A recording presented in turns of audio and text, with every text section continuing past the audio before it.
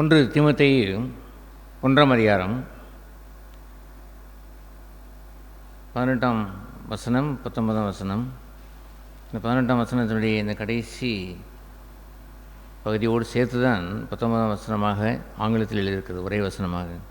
ஆனால் இங்கே 18ஆம் அந்த வசனத்தினுடைய இந்த கடைசி அந்த லைனை பார்க்குறோம். அது என்னவென்றால், அந்த 18ஆம் வசனத்துடைய பகுதி கடைசி, நீ விசுவாசமும் நல்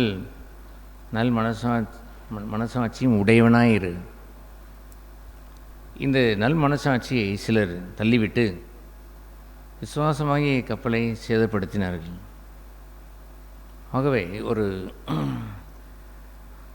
கப்பலுக்குரிய ஒரு இந்த அடித்தளம் பேலஸ் என்று சொல்வார்கள். கப்பல் அது ஒரு ஆர்க்மெடிஸின் தத்துவப்படி போகிறது தான் அந்த கப்பல்.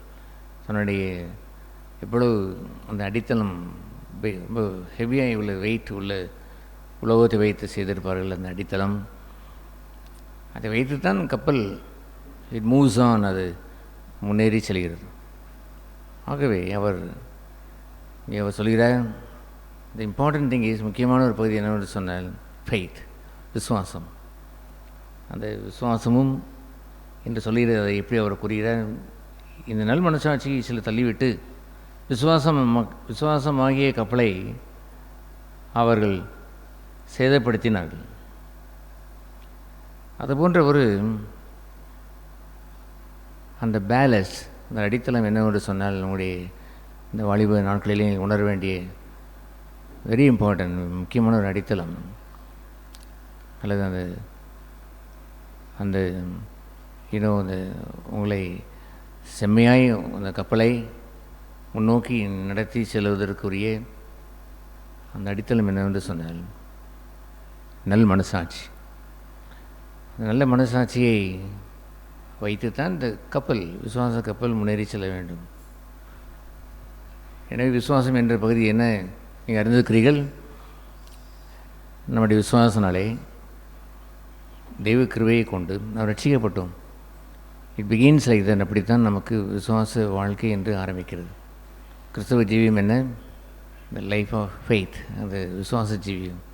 இட் பிகின்ஸ் தேர். எப்படி விசுவாசம் அங்கே நாம் துவங்குகிறோம்.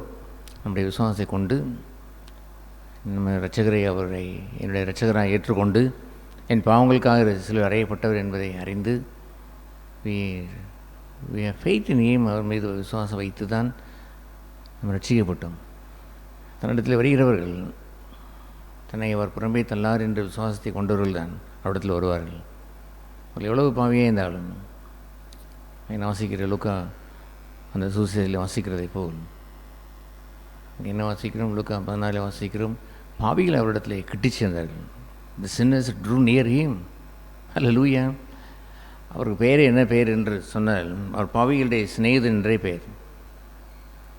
அது போன்ற ஒரு அற்புதமான ஒரு பகுதியை இன்றைய கிறிஸ்தவத்திலே பார்க்க முடிவதில்லை. அது ஒரு காரணம் என்னவாக இருக்கக்கூடும் என்று சொன்னால், they want to live in sin, பாவத்தை வாழ விரும்புகிறார்கள்.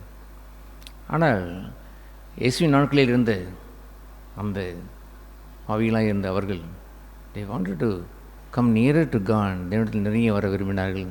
தன்னிடத்தில் வந்த ஒருவரையும் ஒரு புறம்பே தள்ள மாட்டார் என்ற விசுவாசம் வைத்திருந்தார்கள்.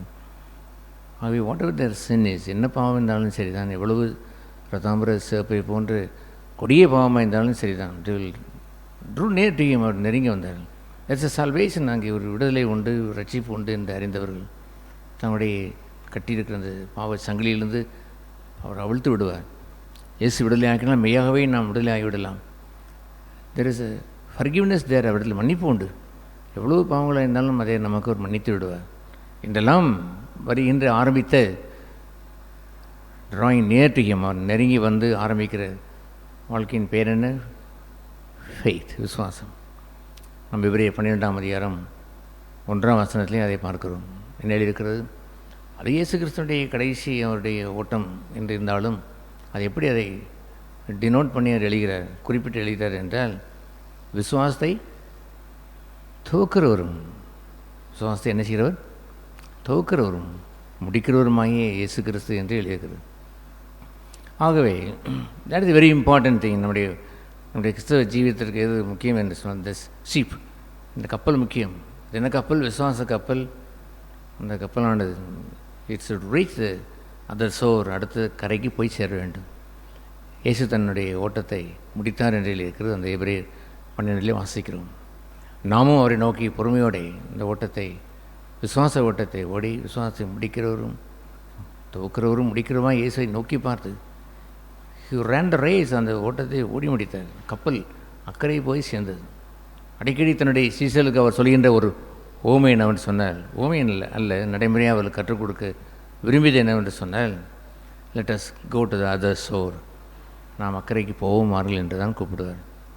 அது ஏனென்றால் அவர் மனதிலே எப்பொழுதும் இருந்த அந்த ஜீவ ஓட்டம், அந்த வாழ்க்கையினுடைய ஓட்டத்தை மனதில் வைத்து தான் அப்படி அவர் கூறினார். இந்த துவக்கி முடிக்கிற அந்த ஓட்டம் அடுத்த கரைக்கு போகுது. அதில் வருகின்ற பிரச்சனைகள், அதில் வருகின்ற புயல், அதில் வருகின்ற பெருங்காற்று, கடலுடைய அந்த அலை சீற்றம் என்றெல்லாம் வருகின்ற விசுவாசத்துக்குரிய துன்பங்களெல்லாம் கடந்து தான் போக வேண்டும். அவர் அடித்தளத்தில், கப்பலின் அடித்தளத்திலும் இருப்பார். அல்லது அவர் விசுவாசத்தை அவர் துவக்கி வைத்து கோ பொங்கல் என்று அவர் சொல்லுவார். நீங்கள் பொங்கல் என்று அவர் அனுப்பி வைப்பார். அவர் தூரமே அவர் மலையிலே ஏறி நின்று மலைக்கு மேலே ஏறி ஜெபம் செய்தார். Other time he be with us, நம்மோடு கூட இருப்பார். ஒன்று கூடவே இருந்தாலும் இருப்பார், இல்லை என்றால் நமக்காக பிதாவிடத்திலே பரிந்து பேசியவர் என்று அந்த ஒன்றியாமல் வாசிக்கிறதை போல் ஹில் ப்ரே ஃபார் அஸ், நமக்காக ஜெபம் செய்வார். ஒரு நாள் நம்மை ஒரு தனியே விடுவதே இல்லை. எஸ், இந்த உலகத்தின் முடிவடைந்து நான் உங்களுடனே கூட இருப்பேன் என்று அவர் சொன்னார். எனவே இந்த இந்த கப்பல் என்று சொல்கின்ற அந்த ஓட்டம், த லைஃப் ஆஃப் காட், தேவனுடைய ஜீவியம், அவரை நோக்கி பார்த்து என்று சொல்லும் பொழுது அவரை போல் மாறுவது. அவரை நோக்கி பார்த்து அவர் சென்று அதே பாதையிலே நடப்பது. அவர்தாமே அவர் அவமானத்தை எண்ணாமல் சிலுவையை சகித்து என்று சொல்லுகிற, பாவிகளால் வந்த விரோதங்களை சகித்து என்று சொல்லுகின்ற அந்த பேர் இந்த கிராஸ், ஒவ்வொரு நாளும் சிலுவையை எடுத்து இந்த பூமியை வனாந்திரமாய் அதை கண்டு, இந்த பூமியிலே அவர் உள்ள மேலோட்டமான இந்த இன்பங்களை அவர் தொடர்ந்து மறுத்து, குறிப்பாய் தன்னுடைய மாம்சத்தினுடைய இச்சைகள் அவையில் மறுத்து, தன்னுடைய சுய கௌரவம், ஆணவம், தன்னுடைய சுய பெருமை என்று சொல்கிற அந்த சுயத்தை அவர் வெறுத்து, ஹேட்டட் த வேர்ல்டு, உலகத்தை அவர் வெறுத்தார். எஸ், நான் உலகத்தை வெறுக்கிறபடினால் இந்த உலகம் என்னை வெறுக்கிறது என்று அவர் சொன்னார். இந்த உலகம் என்னை வெறுத்தால் உலகத்தை வெறுக்கிற உங்களையும் அதை வெறுக்கத்தான் செய்யும் என்று சொன்னார். ஆகவே த ஹோல் வேர்ல்டு இஸ், இந்த உலகத்தில் மக்கள் உலகத்தை தழுவி வாழ்கிறார்கள். ஒரு உலகத்தில் அன்பு ஊர்ந்தால் அவனிடத்தில் பிதாவின் அன்பு இல்லை என்று எழுதியிருக்கிறது. அதுபோன்று தி லவ் த வேர்ல்டு, உலகத்தை நேசிக்கிறான், உலகத்தினுடைய மோகத்தினால் ஈர்க்கப்படுகிறான். அவர் மனுஷன் உண்டாக்கின மேட் இன் இந்தியா என்று போடப்பட்ட, மேட் இன் சைனா என்று போடப்பட்ட, மேட் இன் ஜப்பான் என்று போடப்பட்ட பிராண்டை அவன் பார்த்து வாங்க ஒன்றும் தவறில்லை தான். ஆனால் அவன் அதிலே போய் தன் மனதை வைக்கிறான். அதிலே போய் அவன் என்று வாங்கலாம் என்று யோசித்து கொண்டு இருக்கிறான். Is that is in something of the world, உலகத்தில் உள்ள ஸ்நேகத்தினால் நிறைந்திருக்கிறது. That is not love of God, தெய்வ அன்பங்கை அவனை ஆட்கொள்வதில்லை. ஆகவே அவர் சிலுவையை சகித்தார் என்று சொல்லும் பொழுது அவர் ஏதோ வெளியே உள்ள ஒரு துன்பம் என்று எண்ணிவிடார்கள். ஹி சஃபர்டு என்று சொல்லும்பொழுது, பாடுபட்டார் என்று கூறும்பொழுது அவர் சஃபர்டு இன்டர்னலி, உள்ளே தான் அவர் பாடுபட்டார். தன்னுடைய மாம்சத்தில் பாடுபட்டார், தன்னுடைய சுயம் அங்கே பாடுபட்டு நொறுங்கியது. இந்த வேர்ல்டினஸ் அவருக்குள் இந்த உலகமும், உலகத்தை நேசிக்கிற நேசமும், பிசாசு அறிவான் இப்படியெல்லாம் செய்தால் அவரை உலகத்திற்கு கொண்டு வரலாம் என்று அறிந்துதான் அவன் சொன்னான், இந்த முழு உலகம் என்னிடத்தில் இருக்கிறது, ஐ வில் ஆஃபர் யூ, உனக்கு நான் தருவேன். பட் ஒன்லி ஒன் கண்டிஷன், எல்லா உலக மக்களுக்கும் அதைத்தான் நான் அந்த கண்டிஷனை வைத்திருக்கிறேன். அது என்னவென்றால், பவ் டவுன் மீ, என்னை பணிந்து கொள். எஸ், ஒர்ஷிப் மீ, என்னை நீ ஆராதனை செய்தால், also you can worship God, தேவனை ஆராதனை செய்தால் செய்யலாம் என்று அவன் தான் சொல்லுவான். இயேசு சொல்ல மாட்டான். இயேசு 2 எஜமான்களுக்கு உங்களால் ஊழியம் செய்ய முடியாது என்று சொல்லுவார். அவன் தந்திரமாக you can also worship Jesus என்று சொல்லுவான். பட் லவ் த வேர்ல்டு, உலகத்தை நேசித்து என்னை நீ கொஞ்சம் ஆராதனை செய்து கொள் என்று அவன் கூறுவான். He will demand that, he will demand me, என்னையே கேட்பான். எது அவன் மெய்யான ஆராதனை என்று நாம் ரோமர் 12 வாசிக்கிறோம். உங்கள் சரீரங்களை, முழு சரீரங்களை என்றால் நாட் so many பாடிஸ் என்று அர்த்தமல்ல. யுவர் சோல், உங்கள் ஆவி, ஆத்மா, சரீரம், யுவர் இன்னர் பீயிங், உங்களுக்குள் இருக்கக்கூடிய அந்த இன்னர் பீயிங் முழுமையும், உங்கள் ஆவி, ஆத்மா, சரீரத்தை, த டோட்டல் திங் முழுமையும். மனுஷன் சரீரத்திற்கென்று வாழ்வதில் நம்ம அபவுட் 10%, 10% தான் வாழ்கிறான்.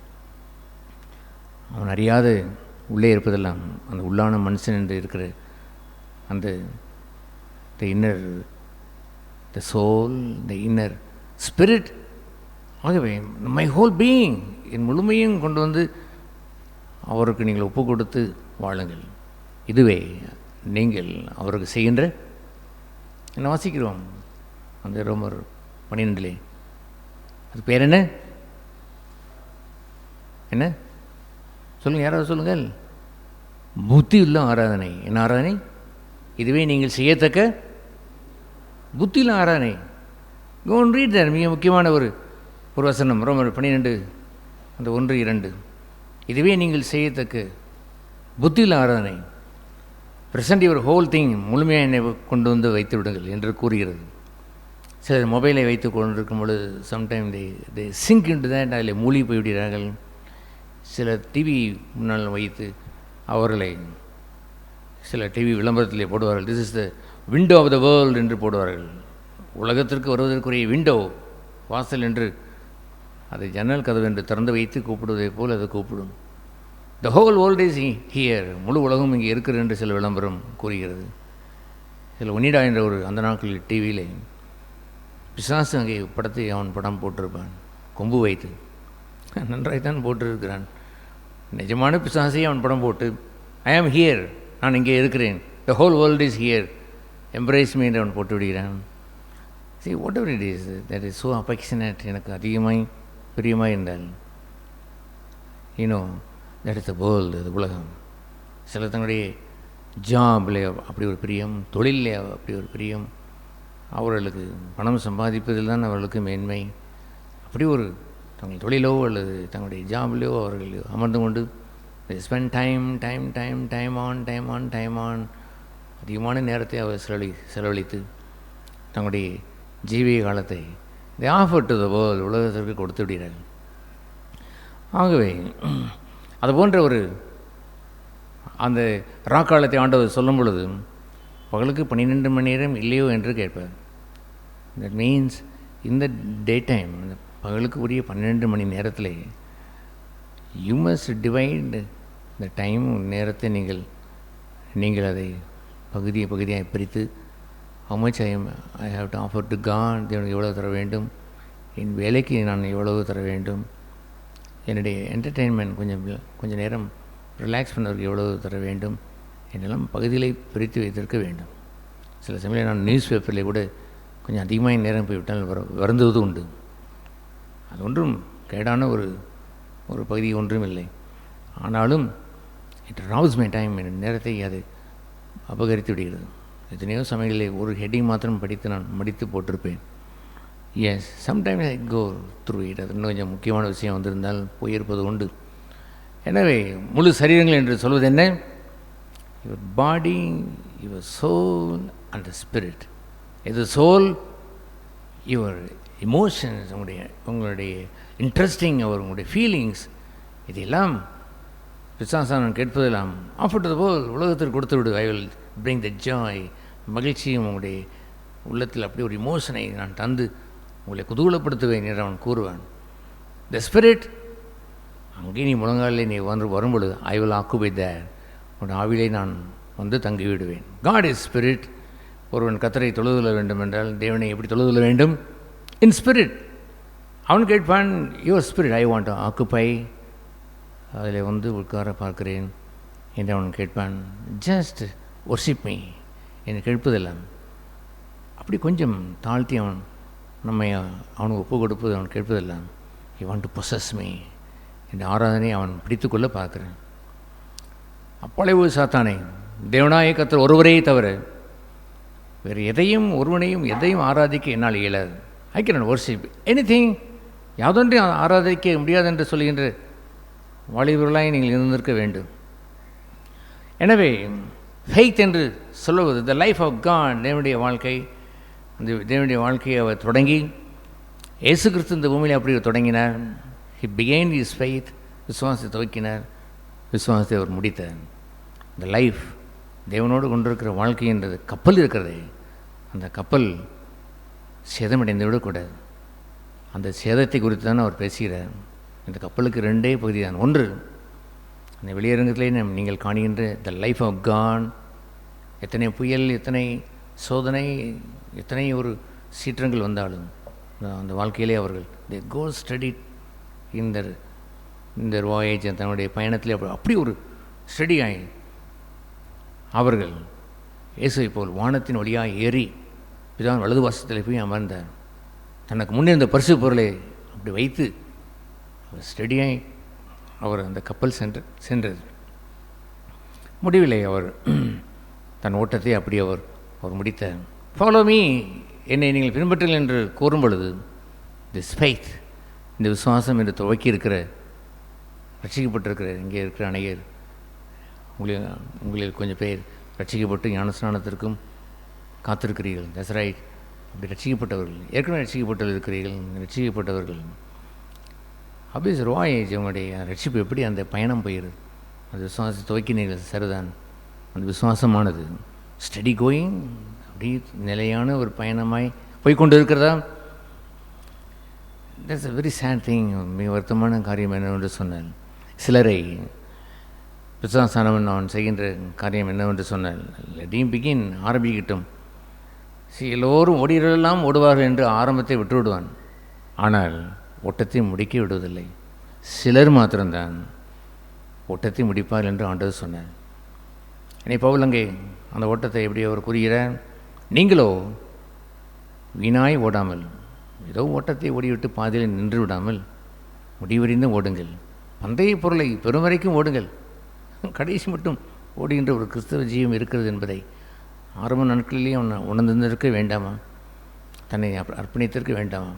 நான் ஒரு முறை இப்படி ஒரு செய்தியை நான் கேட்டு ஆரம்ப என்னுடைய நாட்கள், ஏர்லி ஸ்டேஜ் பியூசி படிக்கிற அந்த நாட்களில் ஆண்டோடத்திலே அழுது, ஓ கர்த்தாவே, தட்ஸ் குட், நல்ல ஓட்டத்தை ஆரம்பித்திருக்கிறேன், ஹெல்ப் மீ, உதேசியும், என் ஜீவகாலமெல்லாம் உம்மை விட்டு பின்மாறி போகாமல், பின்னே திரும்பி பார்த்து விடாமல் ஓட வேண்டும்.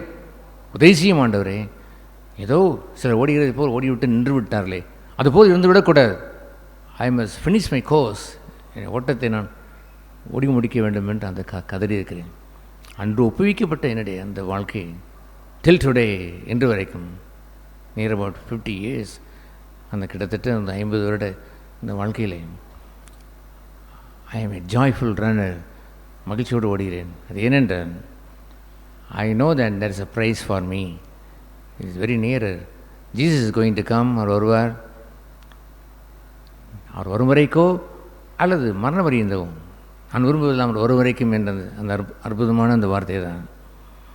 எனவே அவர் வரும் வரைக்கும், he may come today or he may come tomorrow, he may come after 10 years, okay, I will run that race faithfully, I will receive the crown. ஜெயம் பெற்றவனுக்கு தான், ஓடி முடித்தவனுக்கு தான் கிரீடத்தை அவர் தருவார். அதுபோன்ற அந்த விசுவாச அந்த வாழ்க்கை எபிரேயரில் நான் வாசித்ததை போலவே ரோமர் 1:17 வாசிக்கிறோம். ரோமர் 1:17 என்ன கூறுவார், விசுவாசத்தினாலே நீதிமான் பிழைப்பான், by faith the righteous shall live, ஜீவியம் என்று சொல்கிறது. அவரை நோக்கி பார்த்து வழிகின்ற அந்த ஜீவியம், அவரை போல் மாறுகிற அந்த ஜீவியத்திலே he will continuously live, பிழைப்பான் என்று சொன்னால் எவ்ரிடே, ஒவ்வொரு நாளும் பிழைத்து வாழ்வான். கிறிஸ்துவுக்குள் பிழைத்து வாழாமல் மாம்சத்திற்கென்று பிழைத்து வாழ மாட்டான்.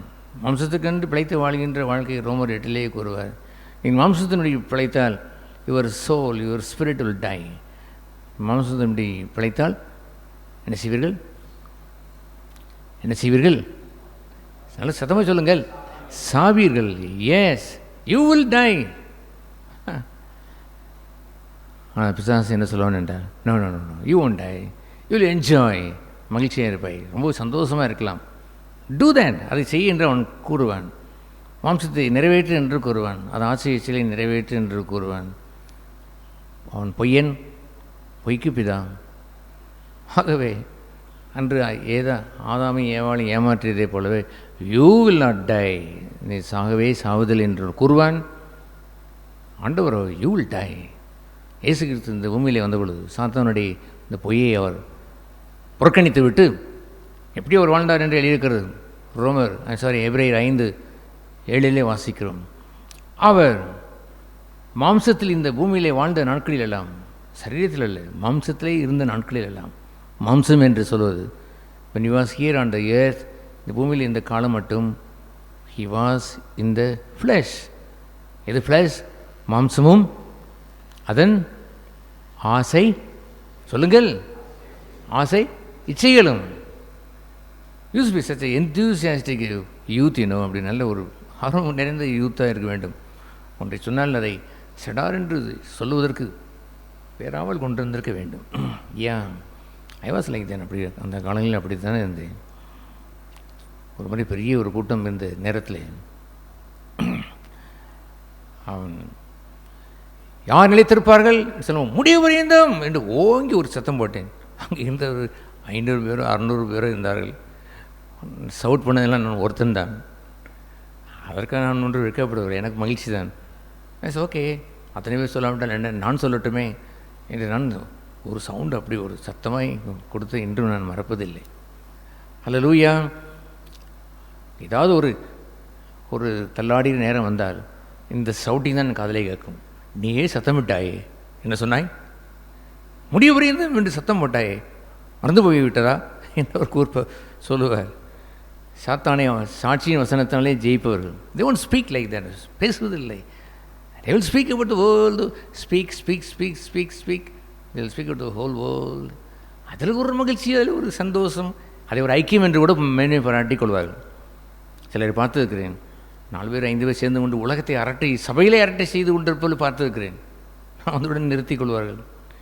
என்னுடைய ஸ்டியரிங்கை நான் அவர்களிடத்தில் உள்ள ஸ்டியரிங்கை நான் இப்படி வேறு பக்கம் நான் திருப்பி விட்டு சம்பாஷணையை நான் ஸ்டார்ட் பண்ணுவேன். அப்புறம் என்ன, ஒரு 20 நிமிஷம் சம்பாஷணை ஓடும், அப்புறம் ஓடியே போய்விடுவார், முடித்தவுடன் போய்விடுவார். நான் இல்லை என்று சொன்னால் ஒருவேளை எவ்வளோ நேரம் ஓடிக்கொண்டிருக்கும் சம்பாஷணை, அடுத்த ஒரு 1 hour கூட அதை போய்கொண்டிருக்கும். Christianity, that is the fellowship. Don't ever get fooled like that. அப்படி ஒரு நாளும் ஐக்கியம் என்று சொல்வதை உலக அரட்டையை வைத்து அல்ல. ஏஸ் உலகத்தை குறித்த சில காரியங்களை சொல்வது ஒன்றும் தவறில்லை. இயேசு இடத்துல வந்து அந்த அந்த கோபுரம், என்ன கோபுரம், கலிலேயா கோபுரம் விழுந்து 50 பேர் செத்து போய் விட்டார்களே என்ற ஒரு நியூஸை அவர் சொல்கிறார்கள். கரெக்ட், பொய் நியூஸை ஒன்றும் அவர்கள் சொல்லவில்லை. Also very important. No, we should not speak any lies. ஒன்றை கூட்டியே குறைத்தோ ஆர்டினரி நியூஸை கூட மூடி மறைத்து நாம் வேறு விதமாக சொல்லிவிடக்கூடாது. 500 பேர் 50 பேர் என்று இருப்பதில் 5000 பேர் இருந்து விட்டார்கள் பிரதர். அப்படியா, 5000 பேர் இருந்து விட்டார்களா? என்ன, மீனாட்சியம்மன் கோயில் விழுந்த டெம்பிள் கீழே விழுந்து 5000 பேர் இருந்து விட்டார். ஆமாம், 5000 பேர் இருந்து, ஐயோ பாவமே என்று எண்ணியிருக்கும் பொழுது அடுத்த நாள் விசாரித்தால் கோபுரமே விழவில்லை என்று நியூஸ் வந்தால் எப்படி இருக்கும்? இப்படிலாம் சகோதரர்கள் மத்தியிலே இருப்பது சரிதானா? That's very bad. அவங்க அந்த நியூஸை பேச ஒன்றும் தவறில்லை, தட்ஸ் ஓகே. ஆனால் ஆண்டவர் அந்த நியூஸை எப்படி அவர் ஸ்டியரிங் பண்ணினார்? இஃப் யூ டோன்ட் ரிப்பென்ட், நீங்கள் மனம் திரும்பாமல் போனால், மனம் திரும்பி வாழவில்லை என்று நிறுத்தி கொண்டால் உங்களுக்கும் என்ன செய்யும்? பாவமே அப்படியே சம்பவிக்கும் என்று உங்களுக்கு என்ன செய்யும்? அவன் கேட்டது நியூஸ், சொன்னது நியூஸ். இவர் என்ன செய்தார்? ஸ்பிரிச்சுவல் திங், ஆவிக்குரிய காரியங்கள் ஸ்டியரிங்கை வளைத்து அதை அவர் நியூஸை சொல்லலாம், but with some content of the spiritual point. ஒரு ஸ்பிரிச்சுவல் பாயிண்ட் இல்லாமல் உடைய கான்வர்சேஷனில் இந்த வீண் வார்த்தைகளை பேசுவதற்கு ஒருபோதும் போகாதீர்கள். அதுவும் வெளியே உள்ள நியூஸ் எல்லாம் ஆனந்தமாக ஆர்ப்பரித்து நகைத்து சொல்லுவது என்பது. யாரோ ஒரு கிறிஸ்தவர் இறந்து விட்டார் என்பதை ஒருவர் அவர் நகைத்து சொன்னார். எல்லாம் கேட்டு ஐயோ இறந்து விட்டாரேன்னு சொல்லிவிட்டு நான் சொன்னேன், இப்படிலாம் நகைக்கக்கூடாது பிரதர், ஐ வில் சாரி, நான் வருந்துகிறேன். நியூஸ் பேப்பர்லேயே வந்து ஒரு நல்ல கிறிஸ்தவர் ஒருவர் இப்படி ஒரு ஆக்சிடென்ட்டில் இறந்து விட்டார் என்று கேள்விப்படுவது என் மனதிற்கு துக்கமாக இருக்கிறது என்று நான் கூறினேன். இதற்கு ஒரு நகைப்பாக வேண்டியிருக்கிறது. என்னை பொறுத்தவரையிலே இட்ஸ் வெரி சேட் திங். ஒரு குட் பிலீவர், ஒரு நல்ல காட்லி மேன் ஏதோ ஒரு விபத்தில் இறந்து விட்டார். பின்பு நான் கேள்விப்பட்டேன் விபத்தில் ஒரு இறக்கவில்லை என்று கேள்விப்பட்டுடன் நான் மகிழ்ச்சியாக இருந்தேன். ஆனால் அது போன்ற ஒரு அந்த நியூஸை பேசுவதற்கெல்லாம் நாம் அழைக்கப்பட்டவர்கள். நியூஸ் என்னவென்று அர்த்தம் தெரியுமா? நார்த், என்பது ஈஸ்ட், டபிள்யூ என்பது வெஸ்ட், எஸ் என்பது சவுத், ஆல் அரவுண்ட். நாம் பேச வேண்டியது என்னவென்று தெரியுமா? இன்னொரு திசை இருக்கிறது. அந்த திசைக்கு பேரே இல்லை. என்ன பேர்? என்ன திசை? அபவ் என்று ஏதாவது ஒரு திசையை சொல்லியிருக்கிறார்கள? நார்த், ஈஸ்ட், சவுத், வெஸ்ட் என்னவெல்லாம் நமக்கு மாறி அடுத்த நாளை சொல்லிக்கொள்ளலாம். நமக்கு என்ன திசை இருக்குது? Only one direction. எல்லோரும் ஒத்தாசை வரும் பர்வதங்கள் என்று இப்படி பார்த்து கொண்டு இருக்கு. நமக்கும் எங்கே வந்து வரும்? வானமும் பூமியும் படைத்த வல்ல தேவனிடமிருந்தே படிங்கள். வானமும் பூமியும் படைத்த இன்னிலடங்கா நன்மைகள் வருமே, என் கண்கள் ஏறெடுப்பேன். என்னிலடங்கா நன்மைகள் வருமே, என் கண்கள் ஏறெடுப்பேன். அப்படி இருக்க வேண்டும். எங்கே பார்த்து விடக்கூடாது. எருசலேமில் நிறைய பர்வதங்கள் உண்டு. எங்கு பார்த்தாலும் பர்வதங்கள். எர்மோன் மலை அல்லது மோரியா மலை, ஏகப்பட்ட மலைகள் அங்கே உண்டு. சிறுமலைகள், பெருமலைகள், பெரிய மலையாளம் என்று சொல்வதை விட மிக ஆச்சரியமான மலைகள். எங்கு பார்த்தாலும் மலைகள். அந்த எருசலேம் பெயரே மலைப்பட்டணம் என்று பெயர். மலையாளம் என்று அங்கே அது என்னமோ கொஞ்சம் பள்ளம் பள்ளமாக ஏடி போகும். ஆனால் அதற்கு என்ன பெயர்? மவுண்டைன், மலைப்பட்டணம். அதுபோன்று எங்கு பார்த்தாலும் எனக்கு ஒத்தாசி இந்த மலையிலேருந்து வருமா இல்லை அந்த மலையிலேருந்து வருமா என்றெல்லாம் இல்லை. எங்கே நம்முடைய திசை இருக்க வேண்டும்? பரம் என்ற ஒன்று கண்ணை விட்டு நாம் போய்விடக்கூடாது. அப்போ ஈவன் த நியூஸ் என்று சொல்வதில்லை கூடாது. I not going to get intelligent, அதில் போய் முங்கிவிடக்கூடாது. அதே பெரிதாக வைத்திடக்கூடாது. போகிற இடங்களெல்லாம் இந்த பிறகு பரத்தை பார்த்தவர் இல்லை என்று நாம் தெரிந்துவிடும். போகிற இடங்களெல்லாம் எதைத்தான் பேசுவார்? நார்த், ஈஸ்ட், சவுத், வெஸ்ட், அதைத்தான் பேசுவார். இவருக்கு பேசுவதற்கு பரத்துக்குரிய சில காரியங்கள் உண்டா? நோ, இல்லை. எப்பொழுதும் அப்படித்தானே? எஸ், எப்பொழுதுமே இவர் யார் தான்? நியூஸ். சொல்லுங்கள். சுற்றி உள்ள நேசித்தவர் பரத்தை பற்றி பேசுவதற்கு இவருக்கு ஒன்றும் இல்லை. இவர் கர்த்தரை நேசித்தாரா? தன்னை முழுவதும் வைத்து ஆராதனை அவர் செய்தாராம், தன்னை அர்ப்பணித்து வாழ்ந்தாராம்? நோ. ஆகவே அது போன்றவர்கள் கிறிஸ்தவர்களாம் பேரை வைத்து கொண்டு சில மத்திலே உலாவும் போது இதை பிரிங் சம் சச் டேமேஜை கொண்டு வந்து வைத்து விடுகிறார். It's very foolish thing. அது மதியமான சில காரியங்கள். நான் சிலரை கண்டித்திருக்கிற பொழுது அப்படி கோபம் ஆத்திரங்கள் வந்து அவர்கள் திருந்ததற்பாலே மனம் புண்பட்டே போய்விட்டார்கள். தாங்களும் தங்களுடைய குடும்பத்தை கூட இழுத்து கொண்டு போய்விடுகிறார்கள். யார் போய் சொன்னது? அவர் திருந்த வேண்டும் என்று சொன்னால் ஒரு சிறு காரியத்தில் கூட அவர் மனம் புண்பட்டு போகிறார்கள். ஆகவே we come to know the truth. சத்தியத்தை அறிய வந்திருக்கிறோம். சத்தியம் உங்களை என்ன செய்யும்? It's a joyful thing. அது மகிழ்ச்சியான காரியமா துக்கமான காரியமா? ஐயோ பிரதர், சத்தியத்தை கேட்டால் உங்களை என்ன செய்விடும்? பிரதர், உங்களை என்ன செய்விடும்? விடுதலை ஆக்கிடும் அப்பா என்று சொல்வது நல்ல செய்தியா கெட்ட செய்தியா? அவனுக்கு வேண்டுமானால் கெட்ட செய்தியாக இருக்கலாம். நமக்கு என்ன செய்தி? we shall know the truth and the truth shall set us free.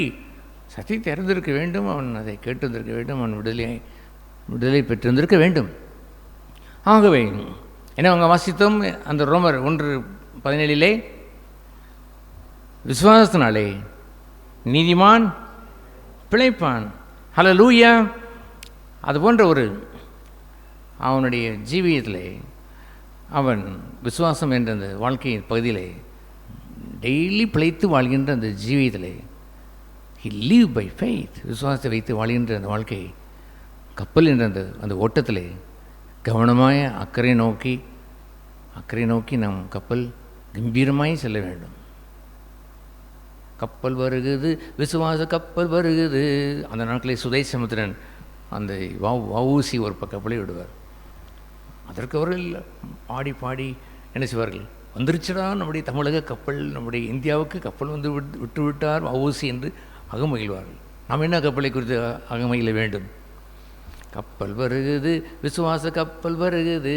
அப்படி ஒரு ஆர்ப்பரிப்பு வேண்டும். எப்படி போக வேண்டும்? உங்களுடைய கப்பல் கம்பீரமாய் போக வேண்டும், அக்கறைக்கு செல்ல வேண்டும்.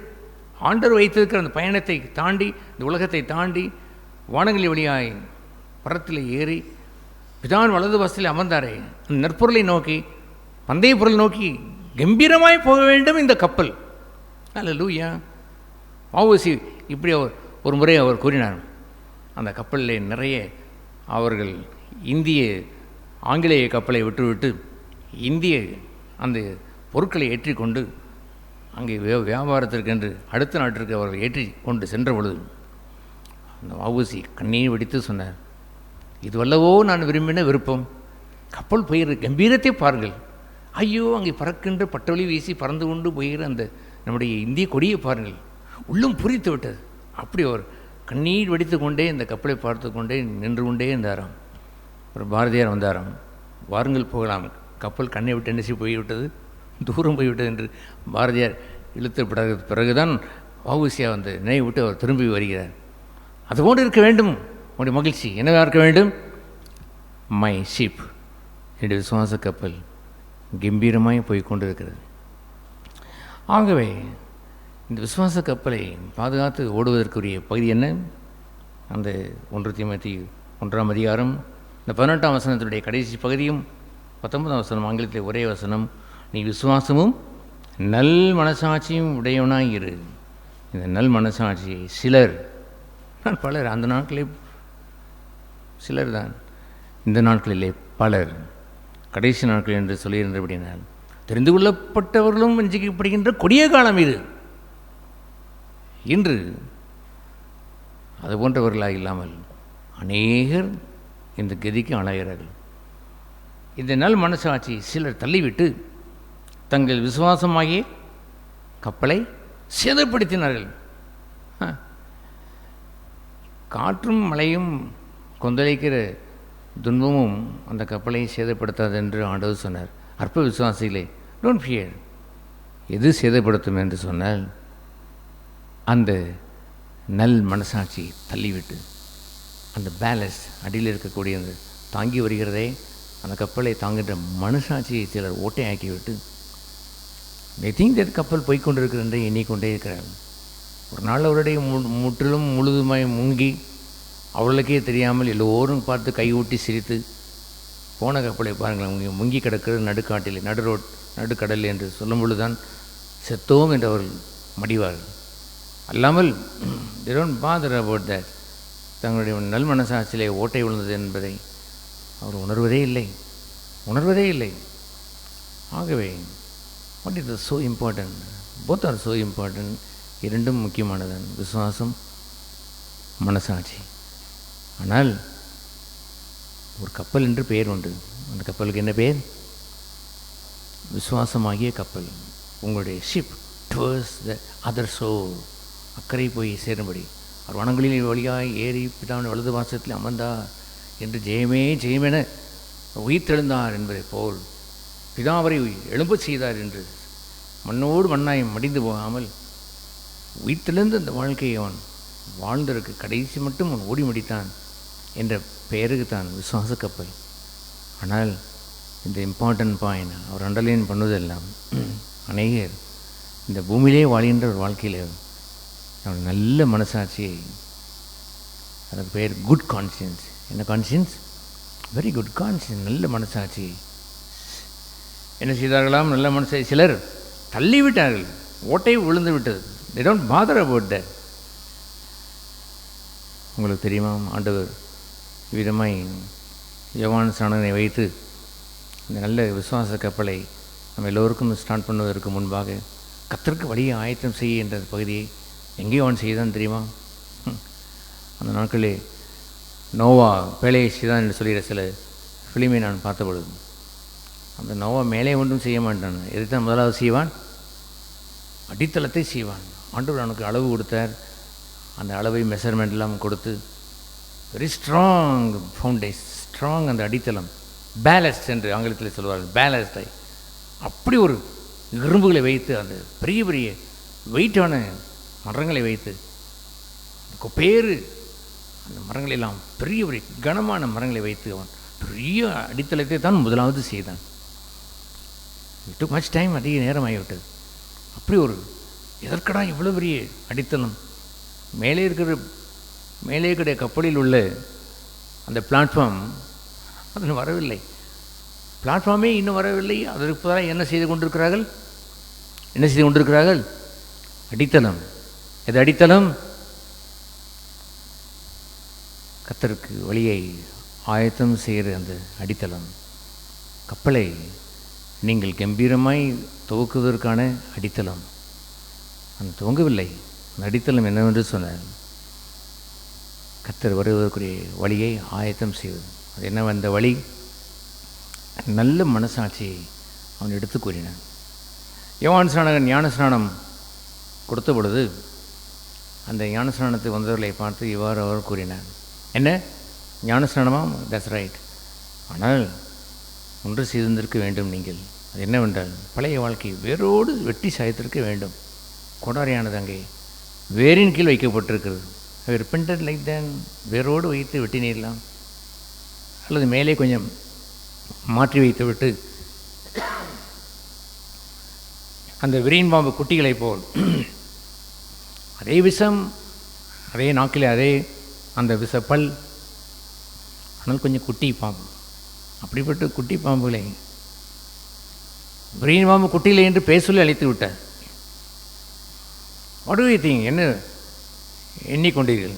சும்மா அப்படி கொஞ்சம் அட்ஜஸ்ட் பண்ணி கொண்டு வரலாம் என்று யோசித்தீர்களோ? No, go home, போய்விடுங்கள். ஞானஸ்நானம் எடுக்க வேண்டும் என்று சொன்னால் இந்த ஹோல் நேச்சர், முழு சுவாவும் மாற வேண்டும். கொஞ்சம் அப்படி குறைத்து அப்படியே கொஞ்சம் குட்டி பாம்பாய் மாறிவிட்டு ஞானஸ்தானம் எடுத்து விடலாம் என்று எண்ணுவதான். ஒரு ஞானஸ்தானத்தை பற்றி நான் கேட்டேன். இப்போ கொஞ்சம் பரவாயில்லை என்று சொல்கிறார். என்னையா பரவாயில்லை? பரவாயில்லை என்ற வார்த்தைக்கு அர்த்தம் என்ன? உங்களை வைத்துக்கொண்டே பரவாயில்லாமல் வாழ்ந்து கொள்வதா? கொஞ்சம் அட்ஜஸ்ட் பண்ணி கொண்டு வாழ்ந்து கொள்வதா? No, the old nature totally முழுமையாக இங்கே மாற வேண்டும். ஆகிய அவர் சொன்னார், இப்போ ரியலி ரிப்பெண்டன்ட், நீங்கள் மனம் திரும்புவீர்கள் என்று சொன்னார். நீங்கள் மனம் திரும்புதலுக்குரிய கனிகளை கொடுங்கள் என்று கூறினார்.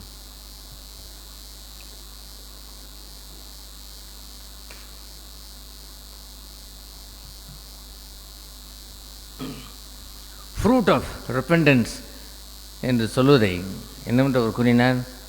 நீங்கள் மனம் திரும்புங்கள், தட்ஸ் ரைட். ஆனால் மனம் திரும்பலுக்குரிய கனி என்று ஒன்று உண்டு. அது என்ன தெரியுமா? அது ரெக்கன்சிலேஷன், ஒப்புரவாவது. அதை செய்யாமல் நீங்கள் நாங்கள் நேச்சர் மாறிவிட்டது என்று சொல்லாதீர்கள். நீங்கள் வேரோடு சாய்த்திருப்பீர்கள் என்று சொன்னார். கர்த்தருக்கு வழியை ஆயத்தம் செய்கிற ஒரு பகுதி என்னவென்றால், give the fruit of repentance, இந்த மனதுக்கு ஏற்ற கனிகளை கொடுங்கள் என்று கூறினார். அந்த ஃப்ரூட் ஆஃப் ரிப்பெண்டன்ஸுக்கு உரிய பெயர் தான் திஸ் குட் கான்சியன்ஸ், நல்ல மனசாட்சி. Good conscious depends upon you, உங்களை சார்ந்தது. சிலர் இந்த நல் மனசாட்சியை தள்ளிவிட்டு என்று சொல்வது, they rejected good conscience, நல்ல உணர்வுள்ள மனசாட்சியை தள்ளிவிட்டு போய்விடுகிறார். ஐயோ, அவர் கூறினார், அப்படியானால் நாங்கள் என்ன செய்ய வேண்டும் என்று கேட்டார். இங்கே வாசிக்கிறோம், அந்த லூக்கா 9ஆம் அதிகாரம், லூக்கா 3ஆம் அதிகாரம்,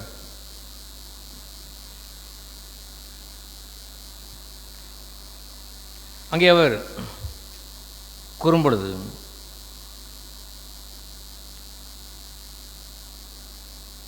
8ஆம் வசனம், மனம் திரும்புதலுக்கு ஏற்ற கனிகளை கொடுங்கள் என்று அவர் கூறினார். ஓகே, நான் மனம் திரும்பி வருகிறேன், இயேசு என்னை ரட்சித்தால் போதும் என்று மாத்திரமல்ல, he also give the fruit of repentance. கர்த்தருக்கு வழியை ஆயத்தம் செய்வது என்று சொல்வது அதுதான். நோவா முதலாவது கட்டியதெல்லாம் மேல்தளம் அல்ல. அந்த யானைகள், சிங்கங்கள், ஒட்டக சிவிங்கிகள், அந்த ஜோடாய் வந்து நின்றதே, சொல்லி முடியாத அந்த மிருகங்கள், அவையெல்லாம் வருவதற்குரிய தலைமை இன்னும் ஆரம்பிக்கவில்லை, பயணமும் ஆரம்பிக்கவில்லை.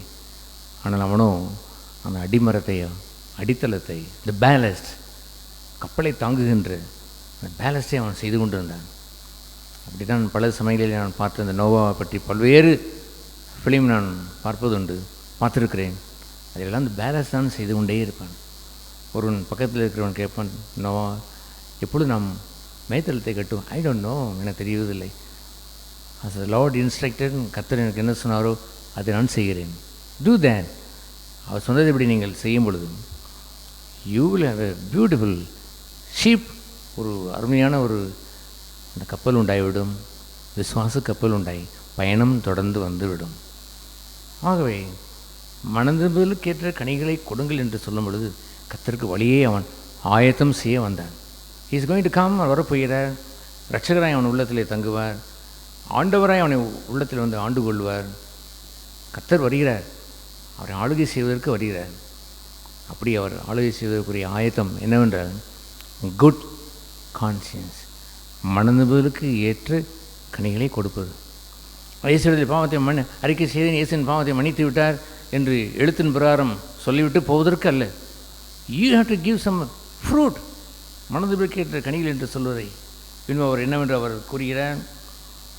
அவர் சொன்னார், இப்பொழுதே 9ஆம் வசனத்திலே கோடாரியானது அங்கே மரத்தினுடைய அந்த வேரருகே வைக்கப்பட்டிருக்கிறது என்று அவர் கூறினார். ஆகையால் கனிவிடாத மரம் என்று அவர் சொன்னதெல்லாம், கனிவிடாத மரம் என்று அவர் சொன்னதெல்லாம் குட் கான்சியன்ஸ், நல்ல மனுஷன், நல்ல இருதயமாகிய பொக்கிஷந்து நல்லவிலை பேசுகிறான். மரம் நல்லதாக இருந்தால் கனியும் நன்றாக இருக்கும்.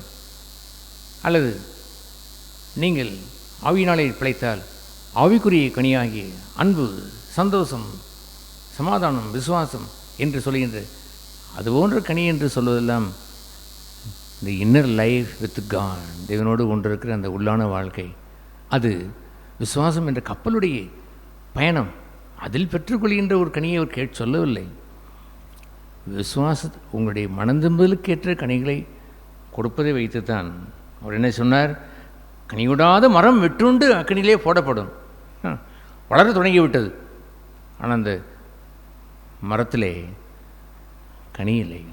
மனம் திரும்புதலுக்கேற்ற கனிகளை தராமலே வாழுகிறார்கள், அல்லது நல்ல மனசாட்சி இல்லாமலே அவர்கள் துவங்கிவிட்டார்கள்.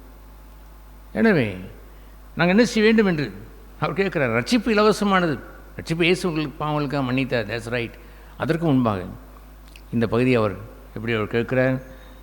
அங்கே முன்னே கீழே வாசிக்கிறோம். ஆயக்காரரும் 12ஆம் வசனம், ஞானஸ்நானம் பெற வந்து அவரை நோக்கி, போதகரே நாங்கள் என்ன செய்ய வேண்டும் என்று கேட்டார். அல்லேலூயா. ஆயக்காரர் என்று சொல்வது அந்த நாட்களிலே த worst sinners, பாவிகளாக இருந்தவர்கள், திஸ் டேக்ஸ் கலெக்டர்ஸ். கவர்மெண்ட் ஜாப்லேயே அப்படி ஒரு கரப்ஷன் இருக்கிறது என்று சொல்வதை இந்த வசனமே அப்படி ஒரு ப்ரூஃப் பண்ணி காட்டுகிறது. ஆயக்காரர்களும் பாவிகளும் என்று எப்பொழுதுமே அவர்களை சேர்த்தே வரும். கவர்மெண்ட் ஜாபில் இருப்பவர்கள், இந்த கவர்மெண்ட் ஜாபை கொடுப்பது யார் என்று சொன்னால் இந்த ரோம சாம்ராஜ்யத்து அந்த அதிகாரிகள் அவர் அந்த கவர்மெண்ட் ஜாபை அவர் கொடுப்பார்கள். அங்கே ஒன்றும் நீதி, நியாயம், தர்மம் என்றெல்லாம் இருப்பதில்லை. ஆகி தேவர் கன்சிடர் அஸ் த worst sinner. ஆயக்காரரும் பாவிகள் என்று அவர்களுக்கு பெயர். ஆகிய ஆயக்காரர் அவரிடத்தில் வருகிறார்கள். they want to repent.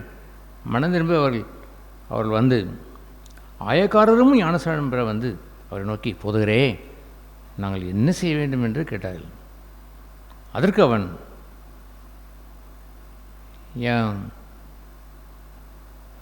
அவன் உங்களுக்கு கட்டளையிட்டிருக்கிறபடி அதிகமாய் ஒன்றும் வாங்காதிருங்கள். உங்களுக்கு நியமனம் செய்யப்பட்டபடி அதிகமாய் ஒன்றும் வாங்காதுங்கள். லஞ்சம் அன்றை தொடங்கிவிட்டது. ஏராளமாய் லஞ்சம் வாங்காதிருங்கள். பிறர் பொருளை இச்சியாதிருங்கள். அவனிடம் இருக்கக்கூடிய பொருளை அபகரித்து கொள்ளாதீர்கள். ஆகவே அதனுடைய மீனிங் அவர் கூறுவது என்னவென்று சொன்னார். அவர் சொல்ல வந்ததெல்லாம் ரிட்டர்னின், போய் அதை திருப்பி கொடுங்கள். அதைத்தான் அந்த லூக்கா 19ஆம் அதிகாரத்தில் அந்த ஆயக்காரன் செய்தான். லூக்கா 19ஆம் அதிகாரம் 1ஆம் அந்த வசனம் தொடங்கி அதை நாம் பார்க்கிறோம். அங்கே சகை என்ற ஒரு மனிதன் இருந்தான். அவன் யார்? அவன் ஆயக்காரர்களுக்கு தலைவன் என்றே பெயர். 2ஆம் வசனத்திலே ஐஸ்வர்யவான். எப்படி ஐஸ்வர்யவான்? அவன் அதிகமாய் வாங்கியவன், கூடுதலாய் கையூட்டு என்று சொல்வதைப் போல் லஞ்சம் வாங்கியவன், ஏராளமான பொருளை சேர்த்தவன், அநீதி முறையிலே தன்னுடைய பணத்தை அவன் சம்பாதித்தவன். அவனை குறித்து அங்கே எழுதும்போது ஆண்டவர் அவனுக்கு கேட்பதெல்லாம் வேறொரு செய்தி. அதன் விளங்கி கொண்டான். என்ன விளங்கி கொண்டான் என்று தெரியுமா? 9ஆம் வசனத்தில் இயேசு அந்த இடத்திற்கு வந்தபோது அந்த சிக்கமோர் ட்ரீ, அந்த காட்டத்தி மரத்திலே போய் ஏறி உட்கார்ந்துருக்கிறான். அவனை பார்த்து, நீ சீக்கிரம் இறங்கி வா, இன்றைக்கு நான் உன் வீட்டிலே தங்க வேண்டும். அவனும் சீக்கிரமாய் இறங்கி, அல்லேலூயா. என்ன சீக்கிரமாய் அவர் கேட்டார். அவன் கேட்டது என்னவென்று தெரியுமா? Give me the fruit of repentance even today, இன்றைக்கே கொடுக்க முடியுமா என்று தான் கேட்கிறார். குயிக், கம் குயிக் என்று சொன்ன பொழுது எஸ், அவனும் சீக்கிரமாக இறங்கி வந்தான். அவனும் ஆயக்காரர்களுக்கு தலைவன். இவருக்கு இன்னொருவர் வந்து கட்டளை கொடுக்கிறார். சாதாரண நசரேயனாகிய இயேசு, அவன் அறிந்திருக்கிறபடி தச்சன், அவர் வீட்டிற்கும் சென்று அங்கே வரியை அவன் நியமனம் செய்து வசூல் செய்கிறவன்.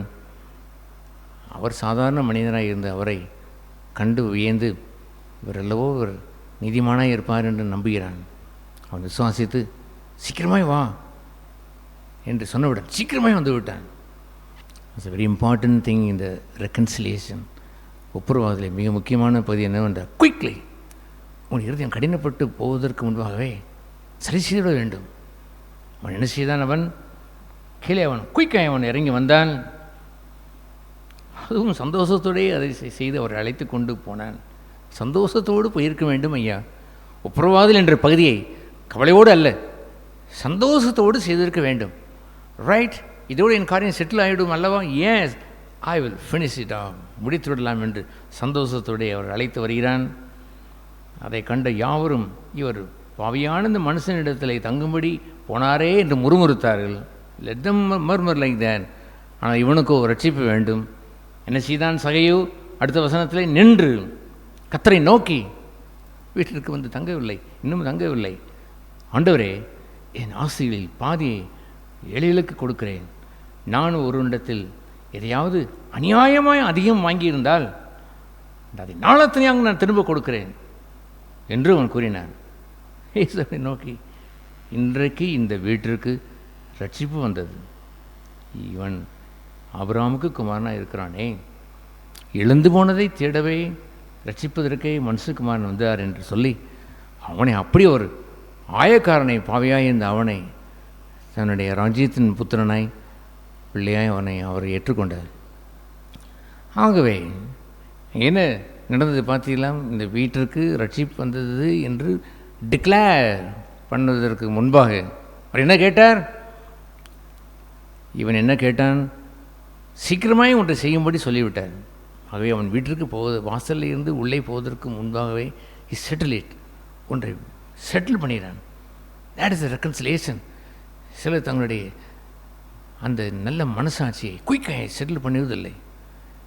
எஸ், அந்த நல்ல மனசாட்சி அவர்கள் சரி செய்து கூர்மையை வைத்து உடனே போய் அதை செட்டில் பண்ண வேண்டும், திருப்பி கொடுத்து விட வேண்டும், மன்னிப்பு கேட்டு விட வேண்டும், சரி செய்ய வேண்டும், கோணலானதை நேராக்க வேண்டும், பள்ளமானதை சரி செய்ய, அதை மெத்தி வைக்க வேண்டும், குன்றாய் மாறிவிட்டதை நான் உடைத்து அதை சரி செய்ய வேண்டும், நிரப்ப வேண்டும், அல்லது மெத்த வேண்டும், அல்லது கோணலானதை நேராக்க வேண்டும் என்று குயிக்காக அதை செய்வதே இல்லை. விளைவு என்ன தெரியுமா? நல்ல மனசாட்சியை தள்ளிவிட்டு, இவர்கள் செய்ய வேண்டிய நல்ல மனசாட்சியை தள்ளிவிட்டு, நான் என்ன செய்ய வேண்டும்? இந்த மனதிற்கேற்ற இந்த கனிகளை நாங்கள் கொடுப்பதற்கு என்ன செய்ய வேண்டும்? நீங்கள் அநியாயமாய் ஏதாவது ஒன்றை வைத்திருந்தால் திரும்ப கொடுங்கள் என்று சொன்னதை இந்த சகையை போல எப்படி அவன் செய்தான்? இந்த சகையு சீக்கிரமாக இறங்கி வா என்று சொன்னார். Come down quickly, do that என்று சொன்ன பொழுது சீக்கிரமாக அவனு இறங்கி வந்தான். சந்தோஷத்தோடே அவர் ஏற்றுக்கொண்டான். வாரும் ஐயா, என் ரட்சகரே, என் வீட்டில் தங்கியிரும். நான் இதோ பாரும், வாசலுக்கு போவதற்கு முன்பாகவே செய்து முடித்து விட்டேன் என்றவன் செட்டில் பண்ண வேண்டிய காரியெல்லாம் டக்கு டக்கு என்று சொல்லிவிட்டான். என் ஆஸ்தியில் பாதி, I don't think this belongs to me, எனக்கு சொந்தம் என்று எனக்கு தோன்றவில்லை, I will give it of, கொடுத்து விடுகிறேன். எனக்கு ஞாபகத்திற்கு யாராவது வந்திருந்தால் என்றால் பாதியை கொடுத்து விட்டு ஞாபகத்திற்கு வருகின்றவர்கள் யாரா என்றால் அதையும் நாளத்தினே நான் திரும்ப கொடுக்கிறேன். பழைய ஏற்பாட்டிலே நாளத்தினே என்று இல்லை, ரெண்டத்தினே என்று எழுதியிருக்கிறேன் என்று எண்ணுகிறேன். அப்படித்தான் கொடுக்க சொன்னார். ஆனால் எங்கே அவன் 4 times 4-fold நாளத்தினே திரும்பி கொடுப்பேன் ஐயா. செட்டில்மெண்ட் நான் பண்ணின பிறகு தான் ஆண்டவர் சொன்னார், இந்த வீட்டிற்கு ரட்சிப்பு வந்தது என்று கூறினார். ஹல்லேலூயா! அற்புதமான இந்த பகுதியை உங்கள் வாழ்க்கையில் இல்லை என்றால் கிறிஸ்டியானிட்டி வில் பிகம் ஆஃப்ரன், பாதியில் ஓடினதை போல் அல்லது கரையிலிருந்து போனவுடனே கவிழ்ந்ததை போல் மாறிவிடும். கப்பல் அங்கே கம்பீரமான விசுவாச கப்பல் என்று தோன்றாது. ரட்சிப்பின்ற அந்த பகுதியை வைத்து தான் விசுவாசனுடைய துவக்கம் உண்டாகிறது. விசுவாசம் துவக்கம் இல்லாமல் அவன் எங்கே ஓடி முடிப்பான்? இந்த குட் கான்சியன்ஸை, நல்ல மனசாட்சி பெற்றவன் அசைவில்லாத ஓடுவான். என்னுடைய விசுவாச கப்பல் 50 வருடங்கள் நான் ஓடுகிற அந்த விசுவாச கப்பலுடைய ரகசியம் என்னவென்று தெரியுமா? இது போன்ற சத்தியங்களை சத்தியமாய் பேசின நல்ல தாசர்களை அந்த நாட்களிலேயே கர்த்தர் தந்தார். இன்று நமக்கு நல்ல தாசர்கள், குட் ஃபவுண்டேஷன், நல்ல அஸ்திவாரம் என்று சொல்கிற புத்தகங்களை எழுதின சகரியப்புணன் போன்ற நல்ல தாசர்கள் அழகாய் அதை வடித்து எழுதுகிறார்கள். That's right. அந்த நாட்களிலே இருந்தார்கள் ஐயா. நான் வாழ்ந்த நாட்களிலேயே 50 வருடங்களுக்கு முன்பாகவும் இருந்தார்கள். நல்ல குட் பீப்புள், நல்ல கான்லி பீப்புள். இந்த ரெக்கன்சிலேஷனை எனக்கு கற்றுக் கொடுத்த பொழுது ஐ ஸ்டார்ட் ரைட்டிங். அதை எழுத ஆரம்பித்து ஆண்டவர் எனக்கு ஞாபகத்திற்கு கொண்டு வந்ததை தான் எழுதினேன். எல்லாம் நான் தோண்டி பார்க்கவில்லை. நீ பலிபீடத்திற்கு முன்பாக பலி செலுத்த போகும்பொழுது அல்லது ஆண்டவரிடத்தில் போகும்பொழுது, ஜெபம் பண்ண போகும்பொழுது, பலிபீடம் என்று நம்மை அர்ப்பணித்து ஜெபிக்கிற ஒரு இடம், யார் மீதாவது உனக்கு ஒரு சகோதரன் மீது குறை ஒன்று என்று அங்கே நினைவு கூர்ந்தால், ஏன்னா அங்கே அவன் நினைவு கூறுகிறான். நீங்கள் ஒட்டு கான் தேவனிடத்திலே போகும்பொழுது கான் பிரிங்ஸ் டு ரிமெம்பரன்ஸ், நினைவு கூர்ந்து ஆஹா நான் போய் ஒப்புரவாக வேண்டும் அல்லவோ என்று உடனே சென்றவன் பலியை வைத்துவிட்டு போய்விட்டான். பலியை வைத்துவிட்டு போய் அதை ஒப்புரவாகி விட்டு பின்பு திரும்பி வா என்று தான் கூப்பிட்டார். ஒப்புரவாகி வெளியே போய்விடும் என்று அவர் சொல்லவில்லை, ஒரு நாளும் சொல்லுவதில்லை.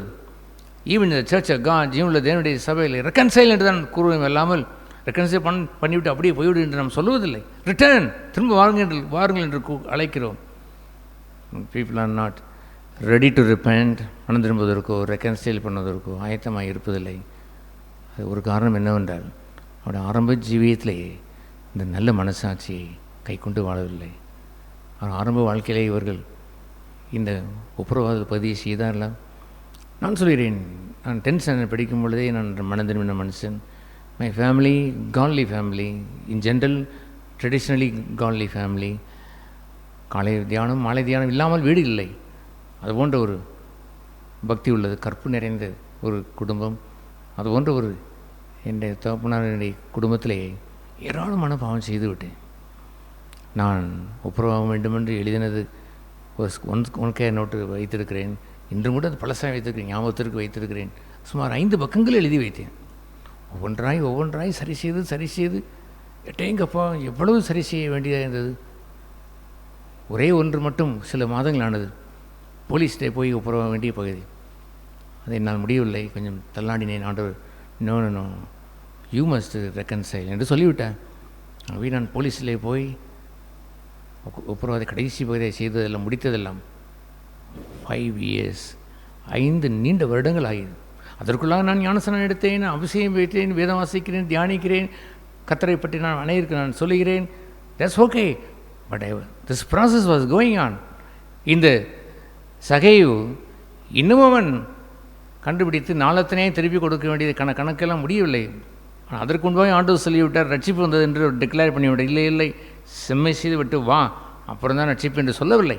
டெசிஷன் எடுக்கிறான். I will do that. இந்த ஒப்புரவாதலை நான் சீக்கிரமாய் செய்வேன். அல்லேலூயா.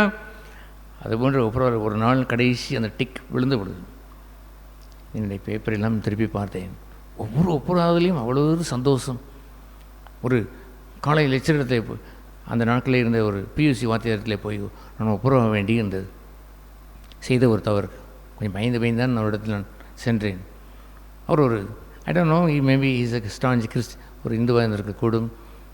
ஸோ சாரி சார், நான் இப்படி ஒரு தவறு செய்தேன் என்ற இடத்துல ஒப்புரவான பொழுது, you Christians all the times ask like that, asking forgiveness and live a filthy life, go, I don't bother about that என்ற ஒரு விரட்டி விட்டார். விரட்டி விட்டாலும் என்னை பொறுத்தவரை நான் என்ன செய்து முடித்து விட்டேன்? ஒப்புரவாகி விட்டேன். அவர் ஏற்றுக்கொள்ளவில்லை என்பது வேறு, திட்டி விட்டார் என்று சொல்வது என்பது வேறு. வாசலிலே நான் வெளியே போகும்போது ஆனந்தத்தோடு மகிழ்ச்சி ஆடல் பாடலோடு சென்றேன். நான் ஒப்புரவாகி விட்டேன். அல்லேலூயா.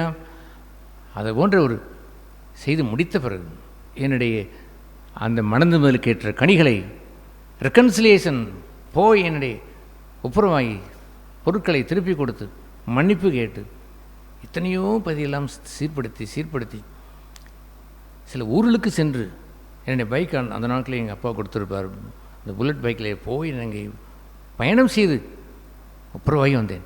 ஒரு சாதாரண ஒரு பப்பாளி பழத்திற்கு பல மைல்கள் சென்று அந்த தோட்டக்காரத்தில் போய் ஒப்புரவாகி விட்டு வந்தேன். என்னப்பா இது, இதற்கு போய் நீ மன்னிப்பு கேட்டால் என்று அவர் கேட்பார். That's okay. அவருக்கு என்னப்பா என்று அவர் சொல்லுவார். எனக்கு எப்படி இருந்தது? கொள்ளையானது போல் இருந்தது. டிக் ஒன்று போட்டேன். டிக் போட போட போட போட அல்லேலூயா. அது போன்ற ஒரு சந்தோஷத்தை போல் இந்த உலகம் எனக்கு தந்ததே இல்லை. அப்படி ஆரம்ப ஒரு சந்தோஷம். ஒப்புரவாகி சீர்படுத்தி என்னுடைய அப்பாவிடத்தில் கூட ஒப்புரவாக வேண்டியங்க. அப்போ அப்படி ஒரு ஸ்ட்ரிக்டான பேர்வழி, அப்படி ஒரு கண்டிப்பார், அப்படி ஒரு கண்டிப்பு வைத்து வீட்டை அவர் நடத்துவார். ஒரு பாக்கெட்லேருந்தே ரூபாய் எடுத்திருக்கிறேன். தெரிஞ்சால் கொன்றே ஓடுவார் என்று எனக்கு தெரியும். ஒரு நாள் பக்கத்தில் போய் நின்று அப்பா என்னடா என்று கேட்டார். அப்படி சொல்ல முடியவில்லை. வாயில் வார்த்தை நின்று இங்கே நின்று தொண்டையில் போய் நின்று விட்டது. என்னடா இல்லை அப்படின்னு கொஞ்சம் போயிட்டேன். திருப்பி வந்தேன். அப்பா டே என்னடா கிறுக்கணா நீ, என்னடா சொல்கிற? இல்லைப்பா, நாங்கள் உங்கள் பாக்கெட்லேருந்து முந்தி வரட்டும் ரூபா நிறைய எடுத்தேன்ப்பா. ஆடப்பாவி, ரூபா எடுத்தேன் என்னஞ்சு? அப்புறம் நான் நிறையா எனக்குன்னு செலவழிச்சிட்டேன்ப்பா. நான் ரொம்ப சாரி, நான் ரொம்ப எனக்கு உங்கள்கிட்ட மன்னிப்பு கேட்க வந்திருக்கேன்ப்பா. சரி கவனமாக இருந்துக்கோ லேசாக சொல்லி விட்டார். நல்ல வேலை பெரும்பு எடுக்கவில்லை. இட்டால் உடனே பெரும்பு எடுத்திருப்பார். Anyway he is also little அந்த காட்லினஸ்க்கு உரியவர். ஆகினால் மன திருமணத்தை குறித்து ஆச்சரியப்பட்டிருப்பார். இப்படியும் ஒரு பையன் இருக்கிறான் என்று அவர் யோசித்திருப்பார். பிற்காலங்களே அவருக்கு சிறு தலைவலி வந்தாலும் வயிற்று வலி வந்தாலும் தம்பியை கூடி என்னை தம்பி தான் கூப்பிடுவார். தம்பியை கூப்பிடுவான், ஜெபம் செய்ய சொல்லு என்று சொல்லுவார். ஜெபம் செய்தால் எனக்கு சுகமாகி விடும். நான் மாடியில் இருப்பேன். ஏய் அம்மா கூப்பிடுவார்கள், வாடா நீ ஜெபம் பண்ணணும், அப்பா கூப்பிட்றாங்க என்று கூப்பிட்டு ஜெபம் செய்வேன், சுகமாகி விட்டது என்று சொல்லிவிடுவார். அல்லேலூயா. ஐ டோன்ட் நோ, அவருக்கு அப்படி ஒரு நம்பிக்கை பிறந்தது. என்ன நம்பிக்கையாக இருக்கக்கூடும், ஐ டோன்ட் நோ, கிளியராக எனக்கு தெரியாவிட்டாலும் ஒன்று என்னவென்று சொன்னால் ரிப்பெண்ட், மனம் திரும்பிடுவன், ஒப்புரவாகிறவன், சாரி என்று கேட்கிறவன், செய்த தவறை உணர்ந்து சரி செய்தவன் என்றெல்லாம் இருந்தபடினால் அப்படி ஒரு நம்பிக்கை வைத்து he will ask me to pray, அவருக்காக ஜெபம் செய்ய அழைப்பேன். பிற்காலையில் நிஜமாகவே அவர் ரட்சிக்கப்பட்டு நான் ஊழியத்திற்கென்று நான் போன நாட்களை வீட்டையே விரட்டி விட்டு என்னை அவர் திரும்ப அந்த அதே வீட்டையும் முழுமையாக எனக்கு எழுதி கொடுத்து என்னுடைய ஏக புத்திரனும் எனக்கு பிரியமான குமாரனுமாகிய என்னுடைய ஒரே மகனுக்கு கர்த்தருடைய ஊழியத்தை உத்தமமாய் செய்ய என் மகனுக்கு நான் எழுதி தருகின்ற உயில் என்னவென்றால் என்ற தன் வீட்டை எழுத ஆரம்பித்தாரே அந்த ஆரம்பம். அல்லேலூயா. It's a beautiful verse. I was so thrilled about that. அப்படி அவர் எழுதியதான் நான் மிக மகிழ்ச்சியாக நான் பார்த்தேன். ஆகவே what a lovely good conscience, இந்த நல்ல மனசாட்சி என்பதை யோசித்து பாருங்கள். அது இல்லை என்றால் உங்கள் கப்பல் கடைசி வரை போகாது, பயணத்தை முடிப்பதில்லை. அந்த கப்பல் தொடர்ந்து அந்த பேலஸ் அடியிலே அந்த அடித்தளத்தில் உள்ள அந்த பின்னணியில் இருக்கக்கூடிய தண்ணீரிலே கடலிலே மூழ்கி இருக்கிற அந்த வெயிட்டான அந்த பேலஸ்ட் தொடர்ந்து இருக்க வேண்டும் ஐயா.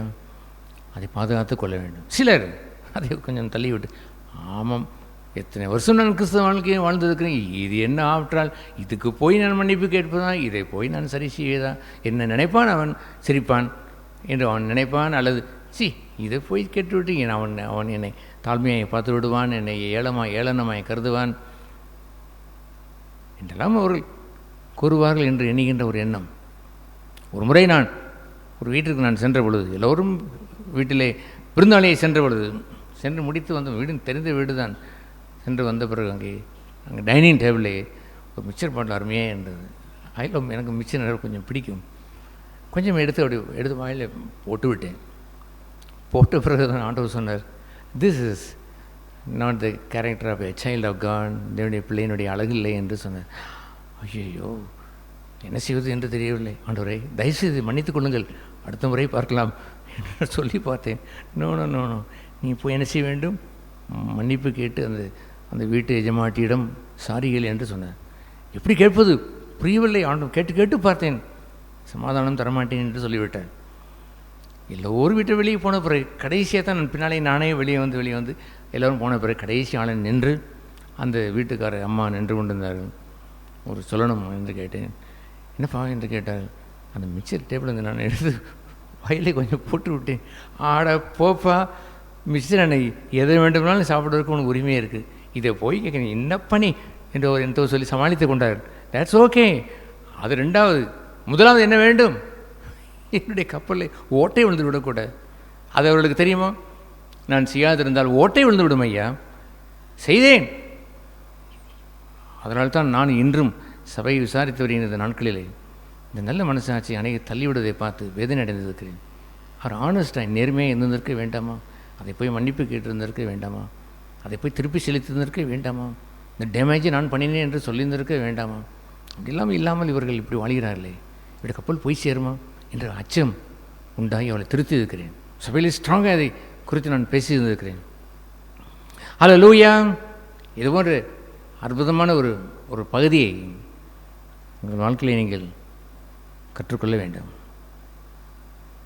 நம்மை பார்த்து ஆண்டவர் சொல்வதை கேட்க வேண்டும். சரிசி என்று சொன்னால் கேட்க வேண்டும். இல்லை என்றால் என்ன என்று அவர்கள் என்னவாறு என்று எழுதியிருக்கின்றார். 1 யோவான் அந்த 1ஆம் அதிகாரம் அந்த கடைசி அந்த பகுதியிலே அவர் கூறுவார். 1 யோவான் 1ஆம் அதிகாரம் அந்த வசனத்தினுடைய கடைசி பகுதியிலே அவர் என்ன கூறுகிறார், நாம் பாவம் செய்யவில்லை அல்லது ஒப்புரவாக மறுத்துவிட்டு அதெல்லாம் ஒன்றுமில்லை என்று சொல்வோமானால் நாம் அவரை பொய்யராக்குறவர்களாக இருப்போம். அவருடைய வார்த்தை நமக்குள் இராது. ஏன் அவரை பொய்யராக்கில் இருக்கிறோம் என்று சொன்னால் அவர் சொல்கிறார், டூ தேன், இதை ஒப்புரவாக என்று சொல்கிறார். நாமோ அதெல்லாம் ஒன்றுமில்லை, நாம் பாவம் செய்யவில்லை, இதென்ன பெரிய காரியமா, அட்டேங்கப்பா என்ன கொலையா, இதனை விசாரமா, இதனை ஒரு பெரிய ஒரு திருடியாக வந்து விட்டேன், அட்டங்கப்பா அதெல்லாம் ஒன்றுமில்லை என்று நான் பாவம் செய்யவில்லை என்று நாம் மாற்றி உருட்டி நாம் சொல்லுவோம் என்றால் அவரை சொன்னவரை பொய்யராய் மாற்றிவிடுவோம். டூ தேன் ரெக்கன்சைல் என்று கூறினால் அதை அவன் மறுக்கிறான். அப்படி சொன்னவரை அவரை பொய்யராக்கி விட்டான். அவரே சொன்னார், அவரே பொய்யராக்கி விட்டார். அப்படினால் அவனுடைய வாழ்க்கையிலே காரியம் நிலைத்திருப்பதில்லை. அதுக்கு முந்தின 9ஆம் வசனத்திலே நம் பாவங்களை அறிக்கை செய்தால் நம் பாவங்களை அறிக்கை செய்ய வேண்டும். எப்படி அறிக்கை செய்ய வேண்டும்? தேவனிடத்தில் மாத்திரமா? அந்த கிட்டகுமாரன் எப்படி அறிக்கை செய்தான்? பரத்திற்கு விரோதமாகும். முதலாவது தேவனிடத்தில் அந்த தட்ஸ் ரைட், உங்களுக்கு விரோதமாகும். நான் பாவம் செய்தேன், என் மன்னிப்பு அவன் கேட்டான்னு பாருங்கள். ஹல்லேலூயா. தகப்பனை கட்டி அணைத்து கொண்டான். மாயத்தோடு அவன் வரவில்லை, ரியல் ரெக்கன்சிலேஷனோடு வந்தான். மனதுதலுக்குரிய கனிகளை கொண்டு வந்து கொடுத்தான். அவனை ஏற்றுக்கொண்டு ரட்சிப்பை அவனுக்கு வழங்கிவிட்டான். தேவனை பொய்யராய மாற்றார்கள். இதை போய் சரிசி என்று சொன்னால் அதெல்லாம் ஒன்றும் பெரிய காரியம் இல்லை, இது என்ன பெரிய காரியமா என்று எண்ணாதீர்கள். இதை போய் யார் மனுஷியமான ஆட்டில் போய் நீங்கள் போய் ஆலோசனை கேட்டால் அதெல்லாம் நீங்கள் ஒன்றும் செய்ய வேண்டிய பிரதர் என்று தட்டி கொடுத்து விடுவார். காட்லி மேன், தேவபக்தியில் மனுஷன் இருந்தால் போங்கள். அவர் என்ன சொல்லுவார்? Did God say like then? தேவன் உங்களுக்கு சொன்னாரா? செய்யாமல் சொல்ல வேண்டிய சொன்னாரா? எஸ், டூ தேட், கீழ்ப்படிங்கள். அவர் சொன்னது பொய் இல்லை.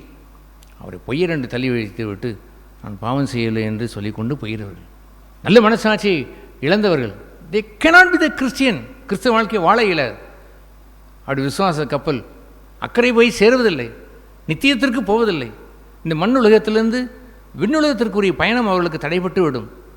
அவர்கள் தங்களுடைய மனசாட்சியை தள்ளிவிட்டு வாழ்கிறவர்கள். ஓட்டை விழுந்து விட்டது அந்த கப்பலில். சேதமடைந்த அந்த கப்பல் இந்த உலகத்திற்கே மாய்ந்து இந்த உலக வாழ்க்கையிலேயே அது கடலிலேயே அது மூழ்கி போய்விடும்.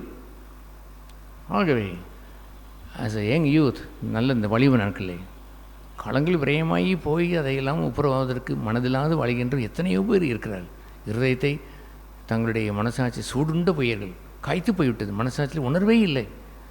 அதுபோல் போய்விடாதபடி கீப் எ குட் கான்சியன்ஸ். நல்ல மனசாட்சியை பாதுகாத்துக் கொள்ளுங்கள். I preserve that. I know that secret. அந்த ரகசியம் தெரியும். This is the pilot of that ship. அந்த கப்பலுடைய, என் விசுவாச கப்பலுடைய அடித்தளம்.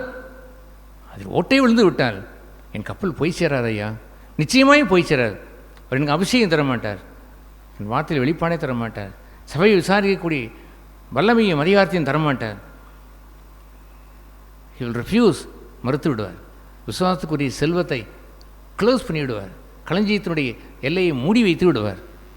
சகலமும் விசுவாசனால் வருவதுதான். அது இல்லாவிட்டால் விசுவாசனால் நீதிமான் பிழைப்பான் என்ற வாழ்க்கையிலே பிழைத்து வாழ இயலாது. செத்து போவான், அவன் மறித்து விடுவான், மண்ணுக்குள் மண்ணாய் போய்விடுவான். கேரண்டியும் இருப்பதில்லை, கர்த்தர் அவனை பாதுகாப்பதும் இல்லை. முற்றுமுடியே காத்து ரட்சிக்க வல்லவரை இழந்து போய்விடுவான். கப்பல் பயணத்தில் கூடவே அடித்தளத்தில் வருகிறவரை அவன் அறியான். அவனுக்காக கப்பல் பயணத்தில் ஜபிக்கிறவரை இழப்பான். அதுபோன்றவர்களாய் மாறாதபடி இந்த கொடிய நாட்களிலே அநேகர், சிலர் என்று அங்கே இருக்கிறது நாம் பார்க்கிற வரைக்கும், இந்த நாட்களிலே அநேகர் இந்த நல் மனசாட்சி தள்ளிவிட்டு ஓட்டை போட்டுவிட்டு, ஓட்டை விழுந்தாலும் டோன்ட் பாதர் என்று யாதொரு ஒப்புரவும் அதை நம்முடைய பாவங்களை அறிக்கை செய்தால் என்று சொல்கின்ற, அறிக்கை செய்து எல்லா அநியாயத்தையும் நீக்குவார் என்று அந்த விசுவாசத்தோடு அறிக்கை செய்யாதவர்களாய் அவள் வாழ்ந்து கொண்டு இருப்பவர்களுடைய கப்பல் கம்பீரமாய் அதை பயணம் செய்து அக்கறை போய் சேருவதில்லை. அவனுடைய பயணம் இந்த பூமியிலே ஆண்டவர் சொன்னார், அவனுடைய ஆயுசு நாட்கள் 70 வயசு தான். 70 years வாழப்போகிற தேசம் எவ்வளவு தெரியும், இந்த தேசம் எவ்வளோ பெரிய தேசம் என்று தெரியுமா? நித்தியம் எத்தனை கோடி, கோடி கோடி, அந்தமும் ஆதியும் அந்தமும் இல்லாத ஒரு தேசம் ஐயா. சொல்லி முடியாத பாக்கியம் நிறைந்த பரலோகம். கண்ணீரும் இல்லை, கவலையும் இல்லை, இருட்டும் இல்லை, எப்பொழுதும் வெளிச்சம். அற்புதமான ஒரு டயர்டு இல்லாமல், எந்த விதமான திகட்டலும் இல்லாமல், திகட்டி போச்சு என்று சொல்வது போல் இல்லாமல் அனுபவித்து அவர்களுக்கு சலிப்பு அடைகிறார்கள். எந்த இன்பமாக இருந்தாலும் சலிப்பு உண்டாகி விடுகிறது. நீ லட்டாய் தின்று கொண்டே இருங்கள், 40 வயதிலே உனக்கு சலிப்பு உண்டாகி நோயும் வந்துவிட்டது என்று சொல்லிவிடுவான். சர்க்கரையை தின்று நோய், நல்ல கோழியும் பிரியாணியும் தின்று தின்று கொலஸ்ட்ரால். அந்த உலக வாழ்க்கையிலே இன்பம் என்று எண்ணுவதெல்லாம் கொஞ்ச காலம்தான், பின்பு அதை அரெஸ்ட் ஆகிவிடும். அது போன்ற ஒரு காரியம் அல்லையே நித்தியத்திற்கு வாழ்கின்ற வாழ்க்கை. பயணம் போய் சேர வேண்டாமா? அக்கறை போய் சேர வேண்டாமா? உங்களுடைய மனசாட்சியை உதறி தள்ளி காலின் கீழ் போட்டு மிதித்து சூடுண்டு புயர்களாய், உணர்வே இல்லாத ஜனங்களாய் வாழ்வதா? ஹல்லேலூயா. ஐ ப்ரிசர்வ் த குட் கான்சியன்ஸ். தெய்வ அன்பு என்று சொல்லுவதெல்லாம் இந்த 3 பொய் தான். சுத்த இருதயம், நல்ல மனசாட்சி, மாயமற்ற அன்பு, இதிலிருந்து பிறப்பது தான் தெய்வ அன்பு. இது போன்ற ஒரு அற்புதமான ஒரு வாழ்க்கையை நீங்கள் யாவரும் பெற்றுக்கொள்ள வேண்டும். பி கேர்ஃபுல் அபவுட் தேன். கவனமாக இருங்கள். என் ஆரம்ப அந்த 5 வருடத்தில் ஒப்புரவான அந்த பகுதி என் உள்ளத்தில் தெய்வ பயத்தை கூட்டி வைத்தது. ஐ கேனாட் சின். எதையும் என்னால் பாவம் என்று எதையும் ஒன்றை எடுக்க இயலாது. ஒரு சின்ன குண்டூசியும் என்னால் எடுக்க இயலாது, பிறர் பொருளை எடுக்க இயலாது. How can I? அதை போய் திருப்பி கொடு என்று சொல்லுவார். வெட்கத்தோடு போய் திருப்பி கொடுக்க வேண்டும். ஏராளமான வெட்கத்தை நான் ஆரம்ப நாட்களிலே நான் வாங்கி சரி செய்தபடியால் ஃபியர் ஆஃப் காட், தெய்வ பயம். தெய்வ பயம் ஐயா. எந்த உலகத்தில் மனுஷ பயம் இல்லை. நீதிமான் சிங்கத்தை போல் தைரியமாக இருப்பான். அவனுடைய தைரியத்துக்கு காரணம் என்னவென்று தெரியுமா? அது 1 யோவானிலே அது அங்கே எழுதியிருக்கிறது. என்ன தைரியம் அவர் சொல்லுவார்? குட் கான்சியன்ஸ், நல்ல மனசாட்சியை பாதுகாத்து கொண்டவன் இந்த பூமியிலே கோடி ரூபாய் வைத்திருந்தாலும் அவன் நடுங்கி விடுவான். ஆனால் அவனோ எந்த சூழ்நிலையிலையும் கலங்கி விட மாட்டான். தைரியம் கொண்டவனாக இருப்பான். தைரியத்தினுடைய ரகசியம் குட் கான்சியன்ஸ், நல்ல மனசாட்சியுடையவன் அஞ்சவே மாட்டான். அது போன்ற ஒரு வாழ்க்கை அடித்தளத்தை இந்த வாலிப நாட்களிலே நீங்கள் போட்டு ஒப்புரவாகி விட்டான், சரிசி வந்து விட்டான். ஆண்டவர் உங்களை ஏற்றுக்கொண்டு ரட்சிப்பார், ஞானஸ்நானத்திற்குள் நடத்துவார், உங்களுடைய பாத்திரத்திலே அபிஷேகத்தையும் ஊற்றி விடுவார். அண்ட் யூ வில் ஸ்டார்ட் அந்த விசுவாச பயணத்தை தொடக்கி விடுவீர்கள். விசுவாசத்தை துவக்கிறவரும் முடிக்கிறவருமாக இயேசு என்று கம்பீரமான இந்த ஜீவிய ஓட்டத்தை விசுவாசத்தினாலே நீதிமான் பிழைப்பான், மரணமறியந்தம் கிறிஸ்து வரும் வரைக்கும் அவன் கர்த்தரோடு பிழைத்திருந்து வாழ்வான். அந்த வாழ்வாங்கு வாழ்கின்ற அந்த அற்புத வாழ்க்கையை உங்களுக்கு பரிசாய் தருவார். டோன்ட் டேக் தீஸ் வேர்ட்ஸ் சாதாரணமான எண்ணாமல் சீரியஸாக இதை எண்ணுங்கள். உங்களை குறித்த உங்களுடைய ஜீவியத்தை குறித்த வார்த்தைகள். கர்த்தர் அந்த உணர்வை நம்ம எல்லோருக்கும் தருவார்கள்.